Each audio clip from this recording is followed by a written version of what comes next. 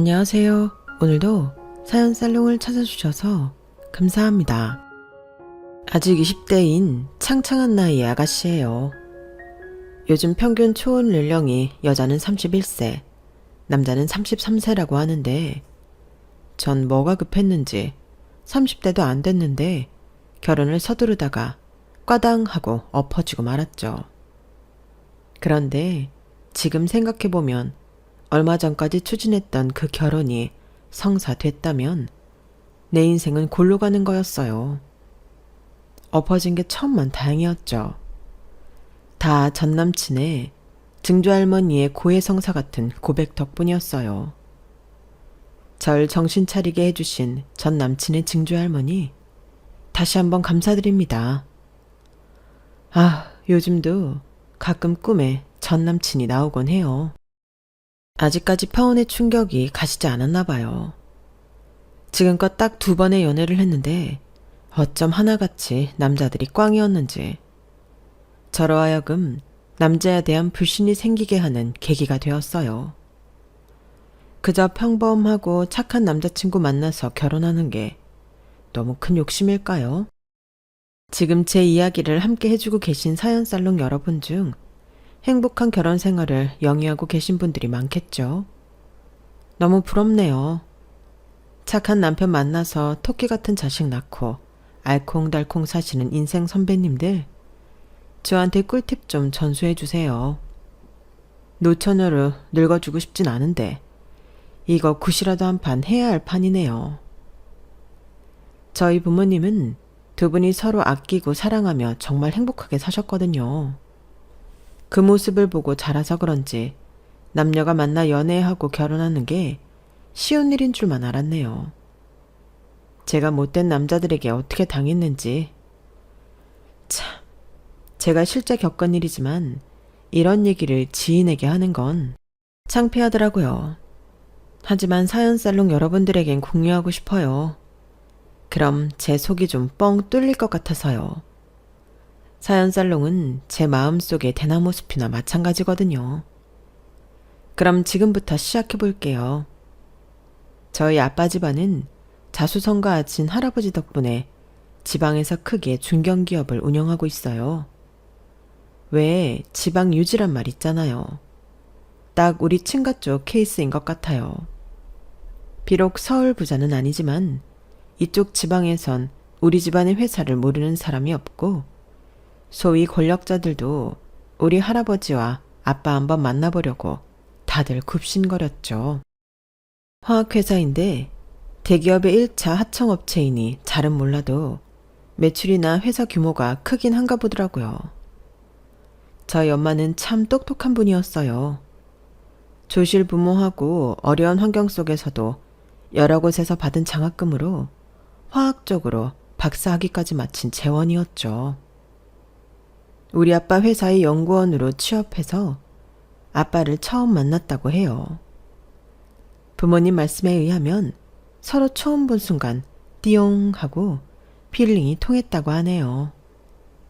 그 후로 특히 아빠의 적극적인 대시에 의해 2분이 사귀게 되었고 비밀 사내 연애가 시작된 거죠. 할아버지는 자수성가한 분답게 모든 일에 철두철미하고 호랑이같이 무서운 분이었어요. 젊은 시절 하루에 2-3시간 자가면서 이 회사를 이 정도로 일으켰으니 어떻게든 더욱 번창시켜야 한다는 의무감이 있으셨던 것 같아요. 할아버지에게 있어 회사는 단순 가업이 아닌 자신의 분신과도 같은 것이었어요. 할머니가 당뇨로 일찍 돌아가시고 하나뿐인 고모도 결혼해서 남편 따라 미국으로 떠나버리니 회사를 물려받을 사람은 아빠뿐이었죠.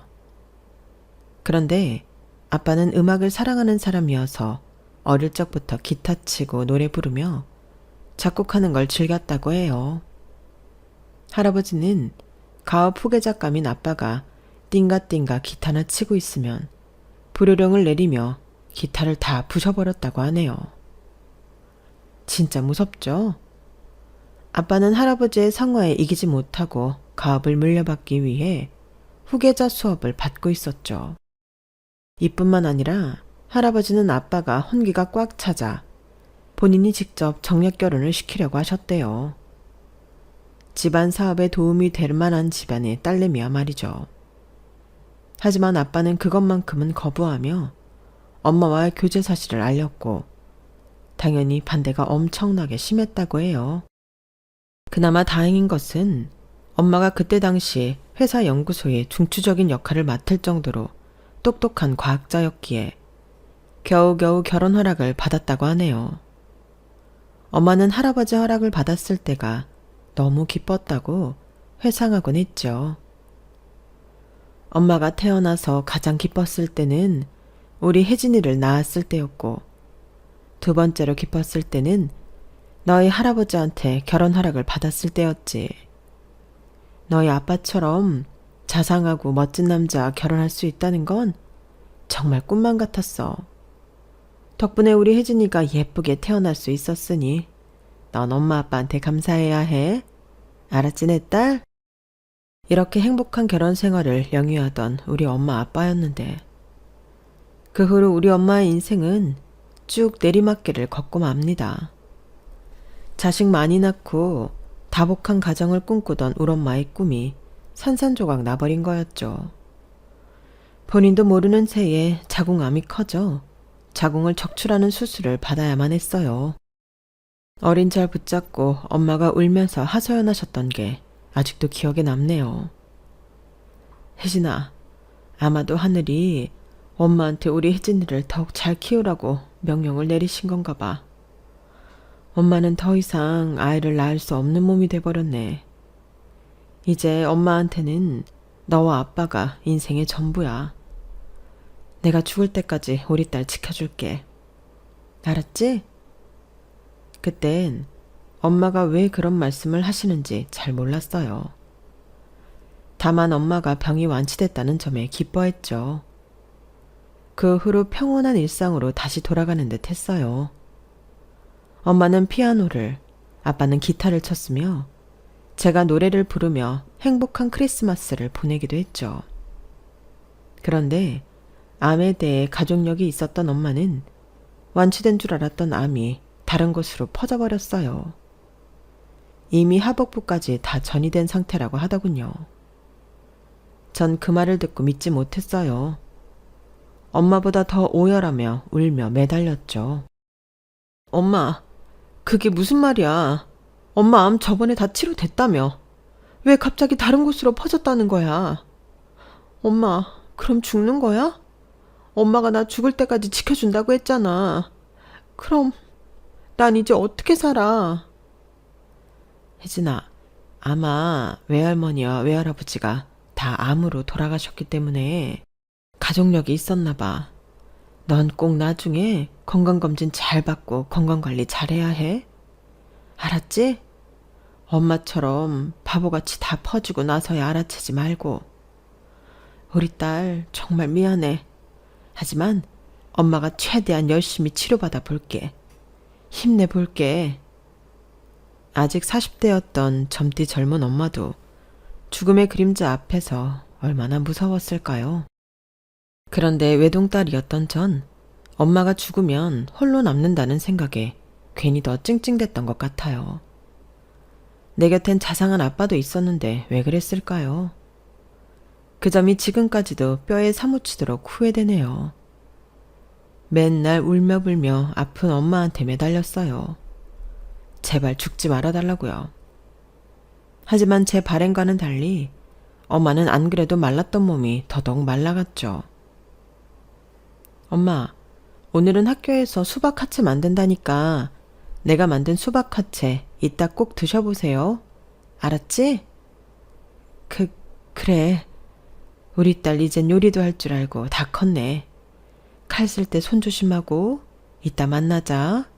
학교 잘 다녀와. 에이? 수박 하체가 무슨 요리야. 학교 끝나면 바로 올게요, 엄마. 기다려요. 뭘 먹으면 다 토하는 엄마였지만 그래도 수박 화채에 국물 정도는 넘길 수 있겠지 하고 정성스레 예쁘게 만들어 집에 돌아왔어요. 그런데 돌아와 보니 엄마 침대 주위에서 의사를 비롯한 여러 명이 분주하게 무언가를 하고 있더군요. 아빠가 절 보더니 눈물을 흘리며 말했어요. 혜진아, 네 엄마가 저 세상으로 떠난 것 같아. 엄마한테 마지막 인사 드리렴. 뭐? 안 돼, 우리 엄마. 엄마가 내 수박화채 꼭 먹는다고 했는데. 엄마, 내가 기다리라고 했잖아요. 빨리 온다고 했잖아요. 이렇게 가버리면 어떡해요. 너무 무서워요, 엄마. 그래도 엄마가 평온하게 돌아가셨다고 하더군요. 그걸로 나름의 위안을 삼고 울음을 속으로 삭혀야만 했어요.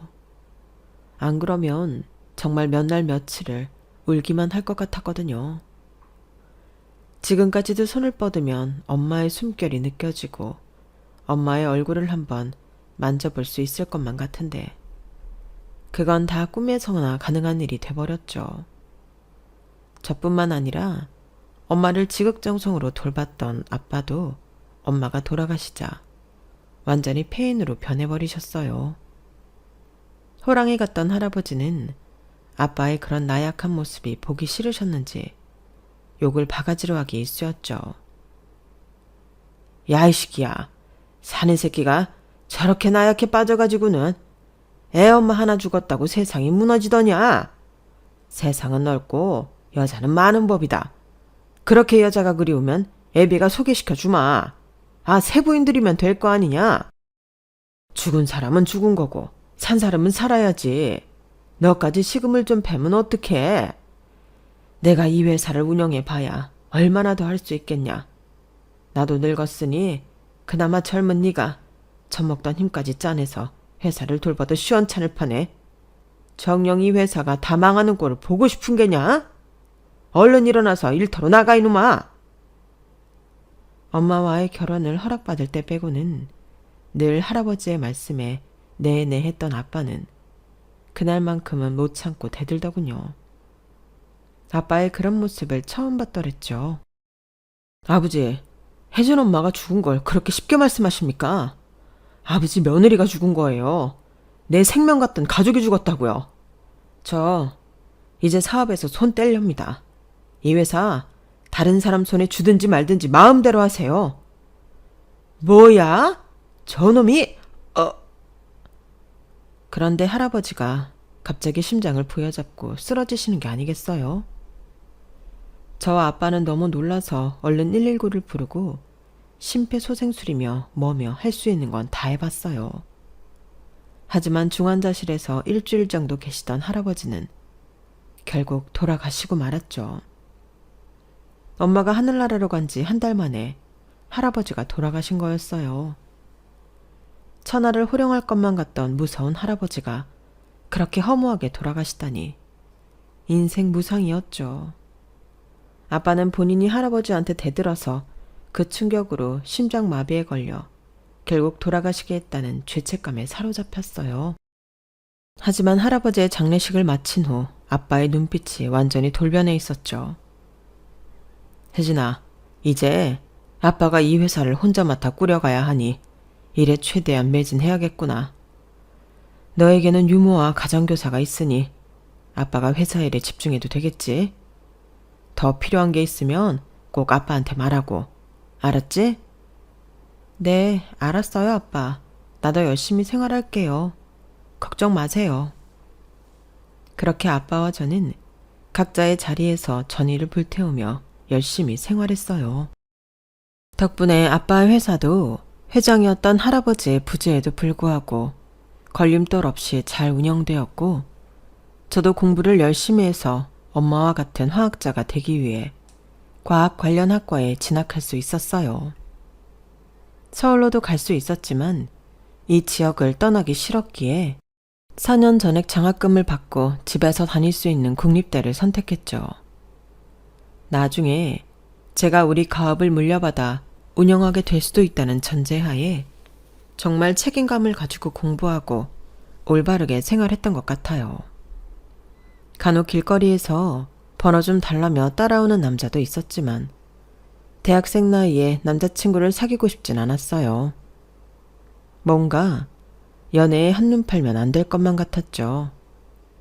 아빠는 외동딸인 제게 운전기사를 붙여주셨어요. 버스 타고 다니면 된다고 하며 극구 사양했지만 어쩔 수 없이 등굣길에만 태워다 주는 걸로 합의를 봤죠. 운전기사 아저씨에게 학교 정문 100m 전에 내려달라고 해서 친구들에게 뭔가 들키지 않으려고 애썼던 것 같아요. 그런데 그날은 한 남자 동기에게 딱 걸리고 말았죠. 뭐 딱히 비밀도 아니었기에 수다쟁이 남자 동기가 물어보는 대로 다 털어놓았어요. 혜진아, 너희 아빠가 태워다 주신 거야? 와, 너희 아빠 진짜 젊으시다. 아니 우리 아빠 아니고 그냥 운전기사 아저씨야. 운전기사? 야, 너희 집 진짜 잘 사나 보다. 운전기사까지 두고. 아빠는 뭐 하셔? 할아버지 가업 이어받아서 사업하시지. 우리 대학 장학금 있지? 우리 회사에서 지급하는 거야. 나 그 회사 알아. 거기 꽤 큰 회사 아니야? 이야, 너 외동딸이라며. 완전히 공주님이었네? 몰라 봬서 죄송합니다요. 무슨 공주야. 됐어.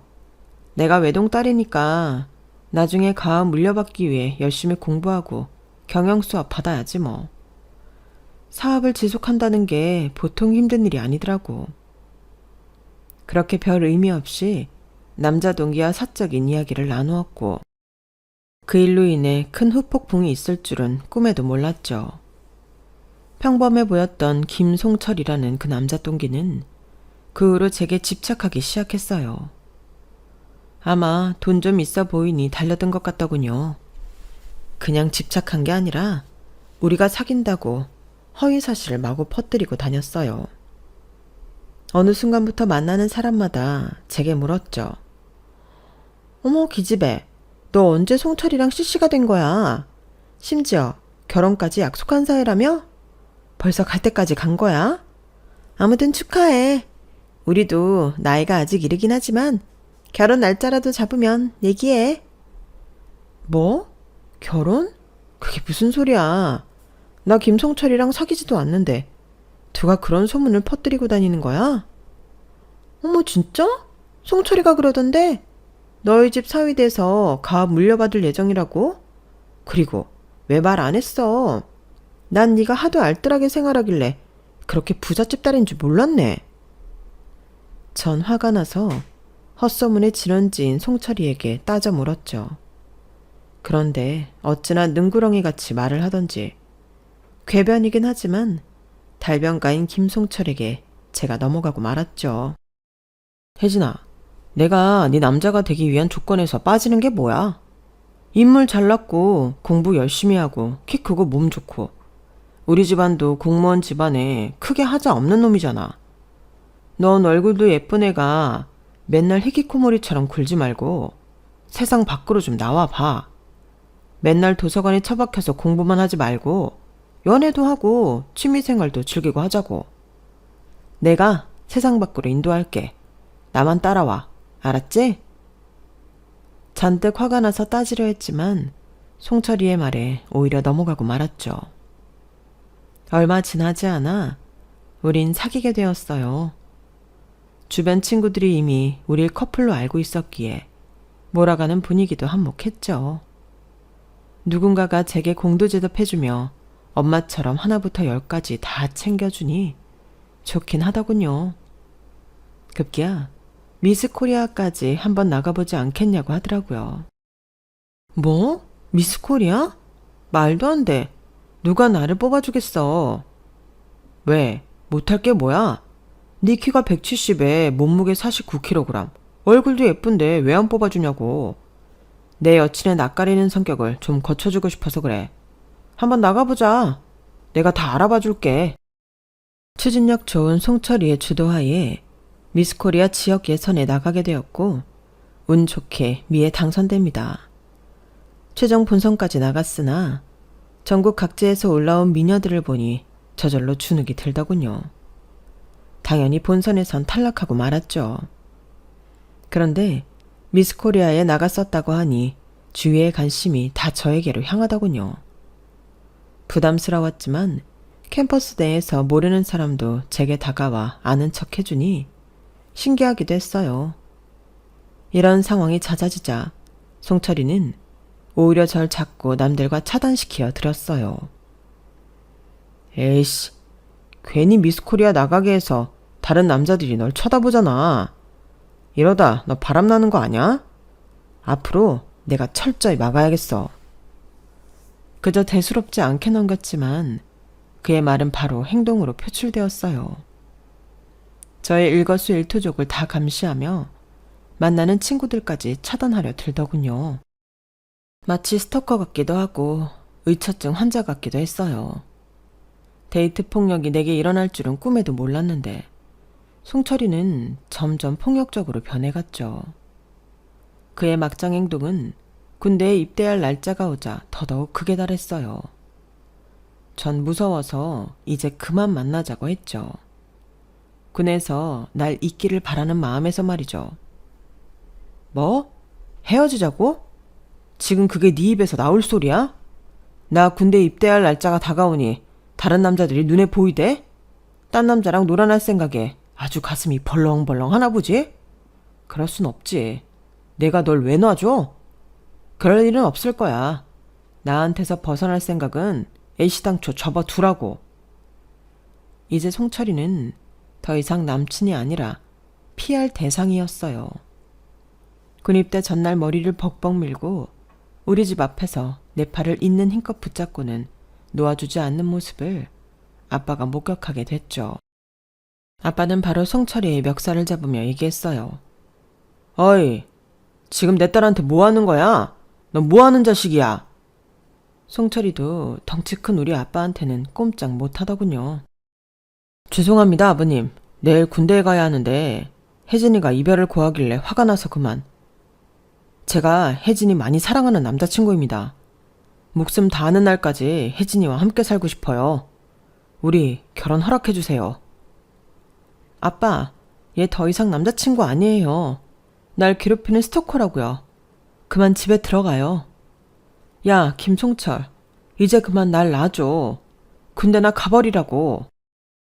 전 아빠가 더 흥분할까봐 집에 모시고 들어갔어요. 소파에 앉아서 그동안 있었던 일들을 낱낱이 다 말씀드렸죠. 혜진아, 그런 위험한 놈이 주변에 있었으면 아빠한테 진작 얘기했어야지. 아빠가 사업에 미쳐서 우리 딸이 어떻게 생활하고 있는지도 제대로 몰랐구나. 정말 미안하다. 아빠가 내일부터 24시간 경호원 붙여줄게. 그럼 안전할 거야. 그 소리를 듣고는 우리 집에서 가사 도우미로 일하게 된 지 얼마 안 된 장순자 아주머니가 한 말씀 하시더군요. 회장님, 경호원 구하신다고요? 우리 아들이 경호원 팀장으로 일한 지 꽤 됐는데 저희 아들을 따님한테 한번 붙여드릴까요? 아, 그래요? 그거 잘 됐네요. 내일부터 24시간 우리 딸 경호 좀 부탁합니다. 내가 급여는 아주 잘 쳐드릴 테니 우리 딸 안전하게만 지켜주세요. 그렇게 가사도우미인 장순자 아줌마의 아들에게 경호를 받게 되었어요. 평소에 이모님이라 부르던 가사도우미 아줌마의 아들은 자기 엄마 얼굴을 쏙 빼닮았더군요. 그런데 키가 한 190은 넘어 보였어요. 경호원답게 차가운 인상이었지만 정말 친절하고 젠틀했죠. 처음 몇 달간은 사적인 대화는 일치하지 않았어요. 그런데 거의 24시간 붙어 다니는데 대화도 안 하는 게 오히려 불편하더라고요. 팀장님, 나이가 좀 있으신 것 같은데 아이들은 몇 살이에요? 네? 이래봬도 저 아직 미혼입니다. 아이도 없습니다. 아, 그러셨구나. 제가 실례했네요. 날도 더운데 팥빙수 한 그릇 먹고 그만 퇴근하세요. 이제 금송철 그놈도 군대에 있으니 맘대로 접근하지 못하는 것 같아요. 덩치 큰 울아빠가 불효령을 내렸으니 무서워서 못 오겠죠 뭐. 아닙니다. 고객님 댁까지 모셔다 드리고 퇴근하도록 하겠습니다. 그런데 팥빙수는 저도 먹고 싶긴 하네요. 양복 입으니 워낙 더워서 말이죠. 그렇게 박승호 경호원과 거의 처음 대화를 조금 나누어 봤는데 털털 하더라고요. 잘 웃고 얘기도 잘하고요. 무뚝뚝한 로봇인 줄로만 알았는데 그냥 평범한 사람이었어요. 팥빙수를 먹고 경호원과 집으로 향하는데 갑자기 어둠 속에서 웬 남자가 불쑥 튀어나오더군요. 야, 최혜진. 내가 군대 가자마자 고무신을 거꾸로 신어?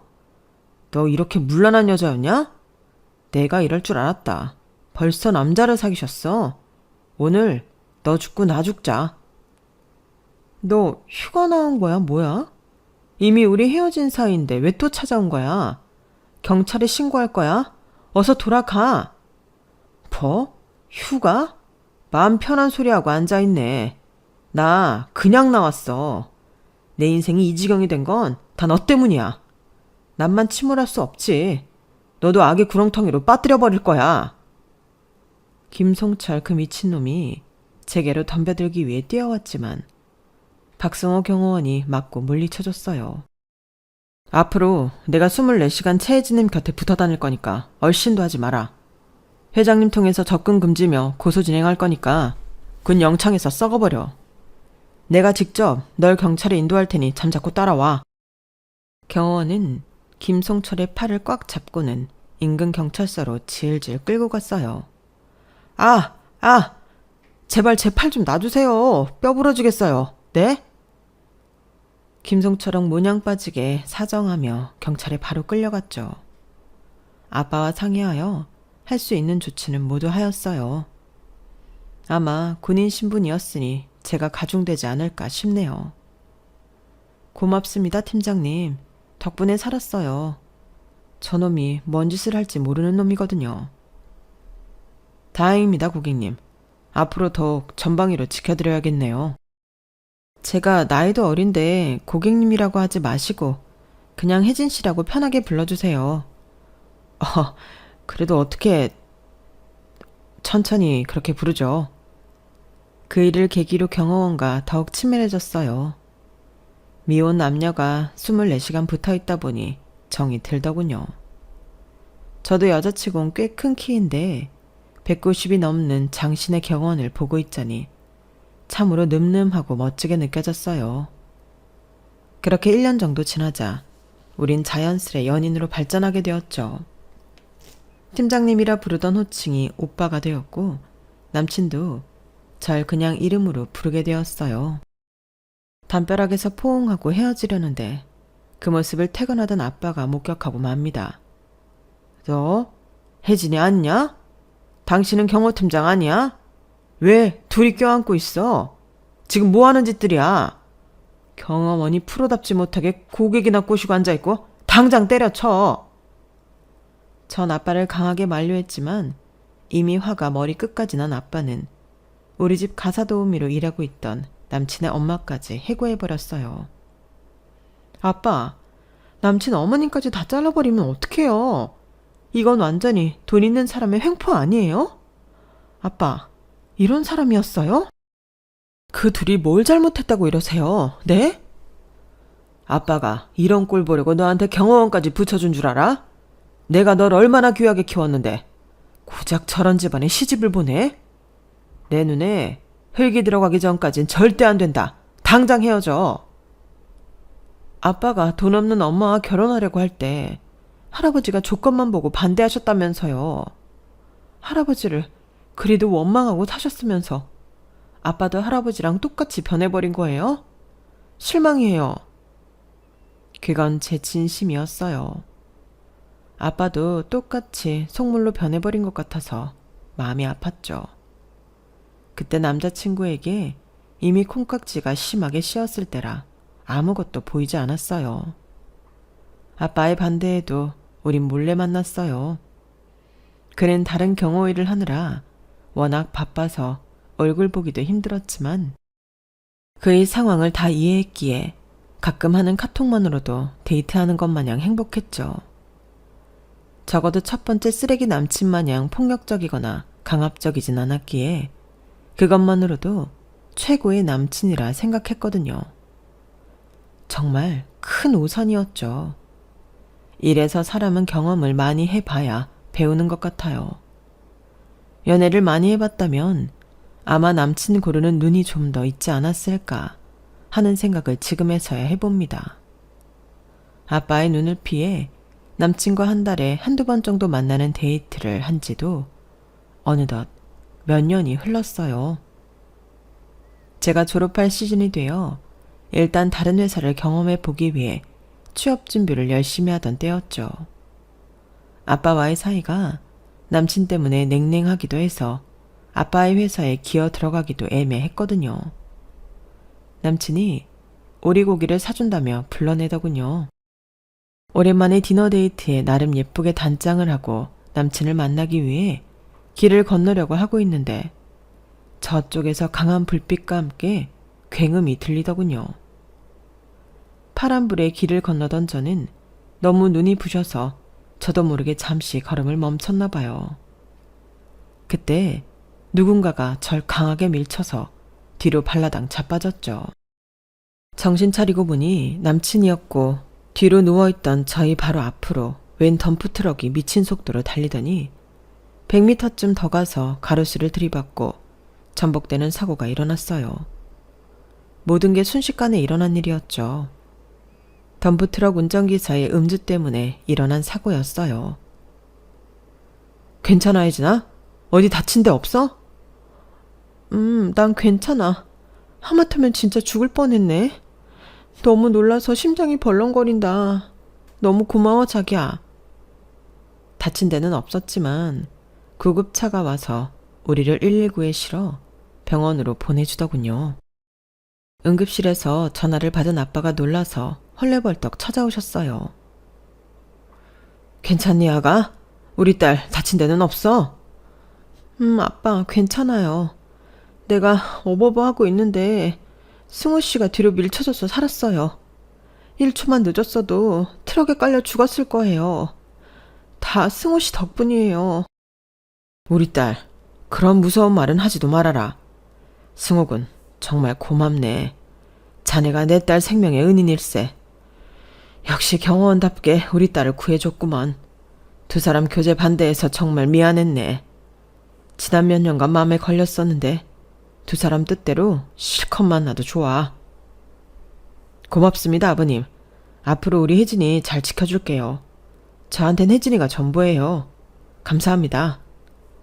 그 일을 계기로 아빠는 저와 남친의 교제를 허락해 주셨어요.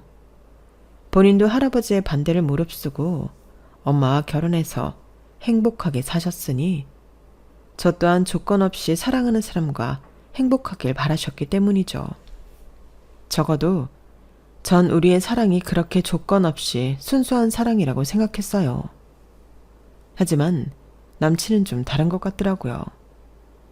교제를 허락받은 남친은 이것저것 제게 요구하기 시작했어요. 혜진아, 우리 엄마 다시 혜진이네 집에서 가사도우미로 일하실 수 있을까? 아, 그래, 그건 아빠가 당연히 오케이 하실 것 같아. 진작 말씀드려 볼 걸 그랬네. 그래, 고마워. 그리고 말야, 대막내 여동생이 아직 취업하지 못해서 백수 생활만 5년째 하고 있는데 아버님 회사에 한 자리 어떻게 안 될까? 정규직으로 말야. 아, 아빠한테 말씀드려 볼게. 이력서 하나만 건네줘봐. 신우이 될 사람이 내 이력서가 뭔 필요야? 지금 내 여동생 무시하는 거야, 뭐야? 그래도 고등학교는 졸업한 녀석이니 총무나 격리직이라도 시켜주면 잘할 거야. 근데 나이가 좀 있으니 대리로 시작하게 해주면 안 될까? 대리? 대기업은 아니지만 그래도 기존 직원들의 서열이라는 게 있는데 바로 대리로 시작할 수 있을까 모르겠네. 아무튼 알겠어. 말씀드려 볼게. 그리고 마지막으로 나 말야. 오빠 뭐? 나도 이제 몸으로 하는 경호원 일은 좀 그만하고 더울 때 에어컨 빵빵하게 나오는 사무직 일 하고 싶어서. 아, 경호원 일이 힘들긴 하지. 그래, 오빠도 한번 말씀드려 볼게. 일단 다 오케이 했지만 남친의 요구는 날이 갈수록 많아졌어요. 급기야 사촌 동생들까지 줄줄이 취업시켜달라며 취업 청탁을 하더군요. 다 해줄 수는 없었지만 웬만하면 다 들어주었죠. 암묵적으로 남친과 결혼 이야기까지 나누었던 터라 앞으로 남편이 될 사람이라 생각했기 때문이죠. 저로 인해 시댁 사람들이 좀 편하게 살 수 있다면 최대한 지원해주고픈 마음도 있었죠. 아빠에게 어렵게 얘기를 꺼냈는데 아빠는 흔쾌히 모든 요구를 들어주시며 오히려 남친에게 통 큰 제안을 하셨어요. 혜진아, 너 승호군하고 결혼까지 생각한다고 했지? 둘이 사랑한다면 더 미룰 게 뭐가 있니? 얼른 결혼 진행시키려무나. 그리고 네 목숨까지 구해준 든든한 사윗감인데 아빠가 못해줄 게 뭐가 있겠니? 안 그래도 우리 회사 차량들과 화학약품들 관리해줄 조그만 법인을 차리려고 했는데 승호군에게 법인 사장 직책 주면서 맡겨보지 뭐. 과학적 지식이 별로 필요하지 않은 직책이니 관리하는데 그리 어렵지 않을 거다. 아빠의 너무 뜻밖의 제안에 놀라우면서도 걱정이 앞섰어요. 다름 아닌 제 인생 걱정이었죠. 얼떨결에 결혼 얘기까지 꺼내고 나니 오히려 주변에서 이렇게 빨리 밀어붙일 줄은 몰랐거든요. 아직 20대인 지금 결혼까지 하는 게 맞는 건지 판단할 정신도 없었죠. 여튼 그 소식을 남친에게 전하자 뛸 듯이 기뻐하더군요. 대박, 나 이제 사장 되는 거야? 나도 더울 때 시원하게 일하고 추울 때 따뜻한 사무실에 있을 수 있는 거야? 게다가 사장이라니 꿈만 같아. 혜진아, 우리 당장 혼인신고부터 할까? 얼른 혜진이네 집 사위가 되고 싶어. 진정해 자기야. 난 좀 천천히 하고 싶어. 아직 30도 안 됐는데 이렇게 빨리 결혼하고 싶진 않아서 말이야. 하지만 그는 내 이야기는 귓등으로도 들리지 않나 보더군요. 우리 집에 인사 가자 혜진아. 당장 내일 모레 주말로 말씀드려 놓을게. 토요일 동트면 바로 찾아뵙자고. 알았지? 그래도 내게 공주 대접해주는 든든한 남친이니 결혼해도 괜찮을 것 같았어요. 그를 몇 년간 지켜보며 사랑하는 마음과 콩깍지도 씌인 상태였으니까요. 그렇게 결혼을 확정짓고 시댁에 말씀드리러 갔어요. 시댁에는 남친의 부모님과 증조할머니, 막내 여동생이 함께 살고 있더군요. 할머니는 이미 돌아가시고 100세가 넘는 증조할머니가 살아계시는 게 신기했어요. 매우 좁고 누추한 집이었지만 이미 시댁 형편을 알고 있었기에 저에겐 별로 상관없었죠. 남친의 엄마는 저희 집에서 가사 도우미 일을 하셨던 터라 이미 잘 알고 있었죠. 항상 저한테 아가씨라고 부르던 남친 엄마는 이제 결혼이 확정됐다고 하니 며느리야 라고 부르시더군요. 며느리야, 내가 이제 말라도 되지? 아, 지금에서야 말인데 우리 훌륭한 아들이 뭐 어디가 어떻다고? 니네 아빠는 몇 년을 반대했다니? 우리 아들처럼 잘생기고 키 크고 착한 애가 어딨다고 말이야. 내가 속으로 얼마나 욕했는지 몰라. 허. 죄송해요 어머님. 저희 아버지가 그땐 승우 씨의 사람 됨됨이를 잘 모르시고 그러셨던 것 같아요. 이제 결혼하고 나면 제가 대신 잘할게요. 그동안 서운하셨던 거 다 푸세요. 다 풀려면 맨입으로는 안 되지. 니네 집 얼마나 잘 사는지 돈이 얼마나 많은지 내가 잘 알고 있으니 섭섭찮게 생활비 좀 주려무나. 내가 이제 사돈인데 더 이상 니네 친정집에서 파출부로 일할 수는 없는 노릇이니 내 일당이랑 우리 식구들 생활비며 뭐며 매달 한 2천만 원씩 계좌로 쏴주면 좋겠다. 그 옆에서 듣고 있던 남친의 아빠가 자기 와이프를 나무라며 보태더군요. 하유, 무슨 2천만 원이야. 딱 절반으로 잘라서 1,000만 원이면 우리 집 식구들 생활비하고도 남지. 부잣집 며느리들이니 이렇게도 좋구나. 며느리야, 네가 이제 우리 집 돈줄이다. 돈줄이야. 옆에서 자기 부모를 말리던 남친의 말이 더 가관이었죠. 아우, 엄마 아빠, 장인어른이 나한테 무려 법인 사장 자리를 맡겼어. 이제 내가 사장 됐으니 여기 식구들 생활비는 몇 천이든 내가 될 테니 걱정 말아요.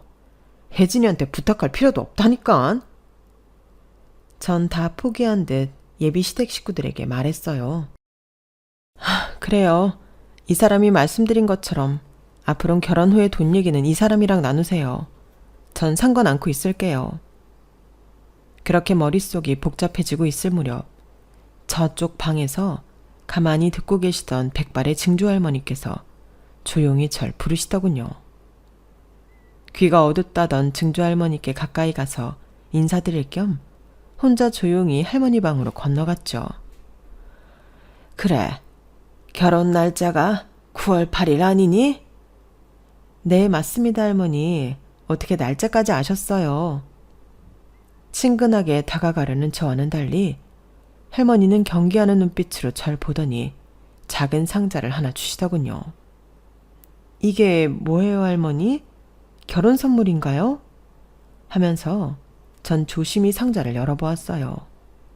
그곳엔 사진 수십 장과 A4 용지에 쓴 각서라고 적힌 문서가 보이더군요. 사진들 속엔 남친과 웬 동남아 여성이 스킨십을 하며 다정한 포즈를 취하고 있었어요. 그 가운데엔 무려 3명의 똘망똘망한 아이들이 있더군요. 남친과 그 동남아 여자를 반반씩 닮은 듯한 아이들이었어요. 그 사진들을 보고 너무 놀라서 대체 무슨 관계들인가 감조차 제대로 오지 않더군요. 이게 무슨 사진이에요, 할머니? 이거 승우 씨 아니에요? 이 아이들은 다 누구고 이 여자는 뭐예요? 아가씨만 물러나주면 다 해결되는 일이야. 생때 같은 내 증손주들 이 집에서 자기 엄마랑 아빠랑 다 같이 잘 살고 있었는데 아가씨가 나타나고부터 승우놈이 완전히 돌아버렸다니깐. 부잣집 아가씨 하나 물었다면서 자기 새끼들 내치고 동거하던 며느리까지 다 시골로 내쫓아버렸어. 그 각서 한번 봐봐. 아이들과 쥐죽은 듯이 살아주면 한 달에 500만 원씩 준다고 각서까지 쓰면서 말이야. 내가 가족 간 생이별 보려고 이런 꼴까지 보면서 더 살면 뭐하겠어. 차라리 죽는 게 낫지. 우리 손주들이 지 아빠를 얼마나 그리워하겠어. 그러니 아가씨가 이 판에서 그만 빠져줘. 아가씨만 파토내면 다 해결될 일이라고. 전 부들부들 떨리는 손으로 그 상자를 들고 거실에서 희희낙낙하고 있는 남친 부모님과 남친을 향해 가서 던져버렸어요. 이렇게 소리 지르면서 말이죠. 야, 박승호, 너 이 새끼, 네 아내며 아이들 다 버리면서까지 내 돈 뜯어내려고 결혼하자고 했냐? 네가 사람이냐? 당신들도 부모면 부모답게 손주들 거둘 생각을 해야지. 나 하나 등쳐먹으려고 작당을 해? 미친 작자들. 지옥에 나가쇼. 퇴! 그들을 향해 침을 뱉고 나와버렸어요. 내 팔이며 다리며 다 붙잡고 놔주질 않았지만 저 먹던 힘까지 다 끌어모아 뿌리치고 나왔죠. 혜진아, 저 할머니 100살 넘어서 노망난 할머니야. 우리 증조 할머니 말 믿지 마. 내 말만 믿어줘. 제발. 어? 이 미친. 저렇게 사진이 고스란히 남아있는데 널 닮은 애들이 불쌍하지도 않냐? 돈이 아무리 좋아도 네 핏줄들을 버릴 생각을 해? 나한테 손끝 하나 대지 마. 소름 끼치니까. 이 결혼 없던 걸로 해. 우리 아빠 회사에서 일하고 있는 니네 여동생이며 친척들 다 해고야. 안 돼, 혜진아. 나 사장시켜준다고 했잖아. 장인어른한테는 아직 얘기 안 했지? 제발 한 번만 살려줘. 자기야, 우리 가족들은 자기 없으면 다 죽어. 나 만나기 전엔 그럼 어떻게 살았냐, 이 새끼야. 내가 만만한 호구로 보이냐? 당장 꺼져. 그렇게 쌍욕을 퍼붓고는 결혼이고 뭐고 다 파토내고 나와버렸어요. 엉엉 울면서 택시를 잡아타고 집으로 향했죠. 아빠한테는 도저히 뵐 면목이 없어서 전화로 모든 사실을 전했고요. 그렇게 저희 결혼 소동은 비극적으로 마무리되었네요. 그래도 결혼식 전에 이렇게 파토낸 게 얼마나 다행인가요. 그대로 그 거지 사기꾼 소굴로 들어갔다면 전 지상 최대의 호구가 되어 있겠죠. 100살 넘으신 증조할머니께 감사할 따름입니다. 당연히 증조할머니는 그 집에서 좋은 대접을 받을 리가 없었죠.